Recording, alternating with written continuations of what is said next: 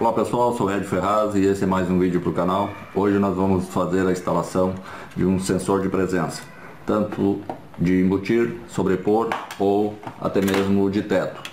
E também nós vamos ver os diferentes modelos, tem de 2 fios e 3 fios. Vamos ver como faz a instalação de cada um deles. Vamos girar. Bom pessoal, aqui para começar nós vamos ver as ferramentas que a gente vai precisar, né? Nós vamos precisar aí de um alicate universal, uma chave de fenda, uma chave Phillips, uma chave teste também para a gente se certificar que não há energia na rede e uma fita isolante. Então, em primeiro lugar, antes de fazer qualquer instalação, lembre-se de desligar o disjuntor de proteção que toda residência tem, né, no seu circuito de iluminação ou simplesmente o disjuntor geral. Então aqui o nosso circuito básico de ligação de uma lâmpada. Nós temos aqui o neutro, que está na cor azul, que é padrão, que está chegando direto na lâmpada. E aqui o fio preto, que é a fase, está passando por um nosso interruptor mecânico, que é o interruptor que tem lá na sua parede. Aqui eu botei desse modelo, para mais proteção do circuito, mas o interruptor é o mesmo. A gente chama isso de interruptor mecânico. Então, nós vamos substituir esse interruptor por um sensor de presença, que nada mais é do que um interruptor eletrônico. Esse camarada aqui, ele é da marca Exatron, existem muitas outras marcas no mercado.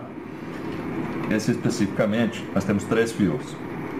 Nós temos o fio preto, que é a fase, fio vermelho, que é o retorno, e o branco, que é o neutro.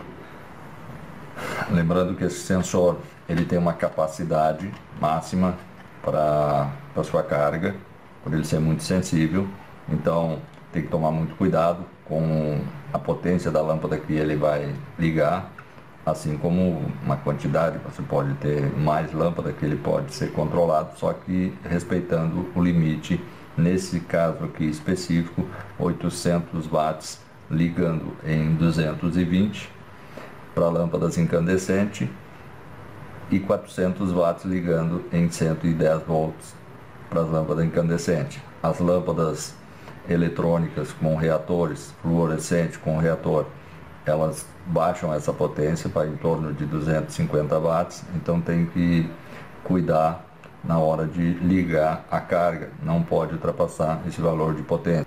E outro detalhe também é a questão do tempo.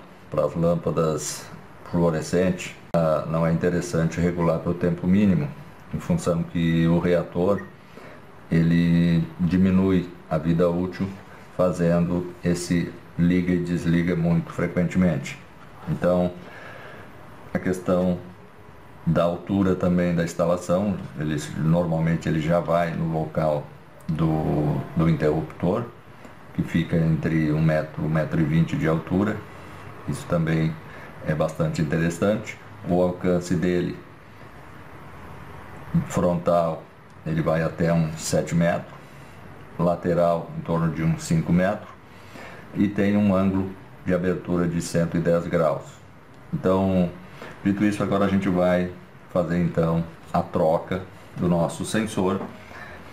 Nós vamos então trocar o nosso interruptor mecânico por o nosso interruptor eletrônico.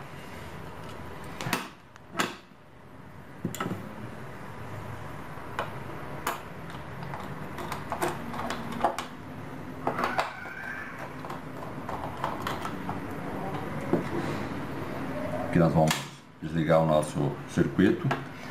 Então aqui eu vou ligar o meu retorno, que é esse vermelho, para a lâmpada.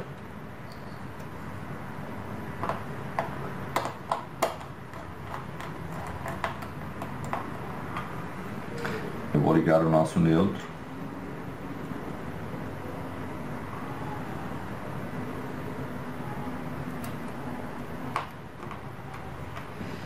E por fim, a nossa fase.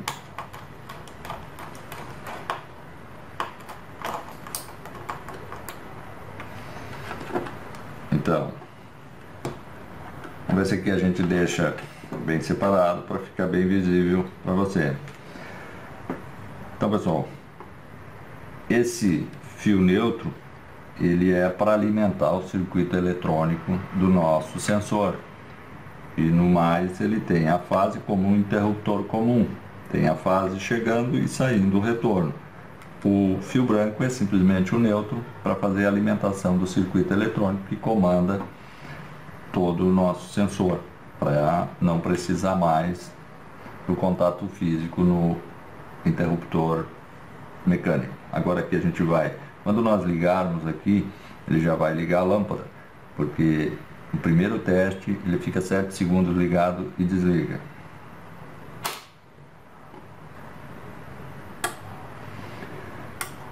Então agora ele já passa a fazer o comando normal. E como que eu posso fazer a configuração do tempo? Aqui embaixo da tampa, né, ele tem os jumpers de configuração. Ele tem esse jumper aqui, que é o jumper da fotocélula, aonde eu vou escolher deixar com ou sem fotocélula, colocando o jumper aqui na indicação. Tem on e off, liga e desliga. Se eu ligar a fotocélula, nos lugares onde durante o dia tem uma iluminação suficiente, ele não precisa acionar, então você deixa com fotocélula. Nos corredores onde dia e noite vai ser sempre muito escuro, então você deixa com sem a fotocélula, que ele vai ligar e ignorar qualquer tipo de luz e vai sempre acionar a lâmpada.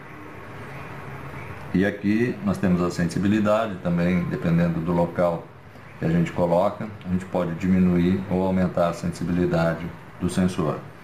E o tempo, nesse caso específico aqui, ele tem o tempo de pulso, ou 1 minuto ou 5 minutos, escolhido também através do jumper. Aqui nós vamos fechar ele.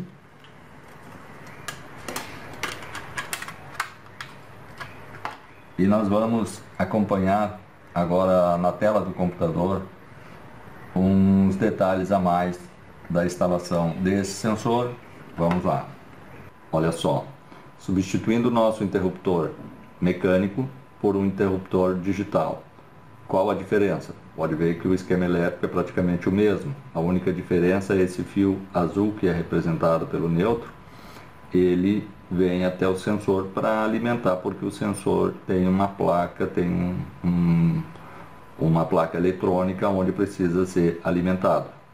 E no mais é tudo o mesmo circuito. Então, você substituir um interruptor mecânico por um sensor digital, simplesmente tem a presença do neutro. E é claro que obedece sempre esse esquema aqui, que a fase, o preto a fase, o vermelho é o retorno, e lá no nosso sensor esse azul que vem na cor branca. Então temos que cuidar. Esse aqui no esquema elétrico ele está representado pela cor azul porque é o neutro, mas lá o branco do sensor vai ser o nosso neutro. Ok? Vamos voltar para o vídeo então. Bom pessoal, não esquecendo que você pode interagir mandando as suas sugestões para novos vídeos. Nós temos vídeos todas as terças e sextas, você pode inscrever-se no canal e receber as notificações desses novos vídeos, ok? Muito obrigado.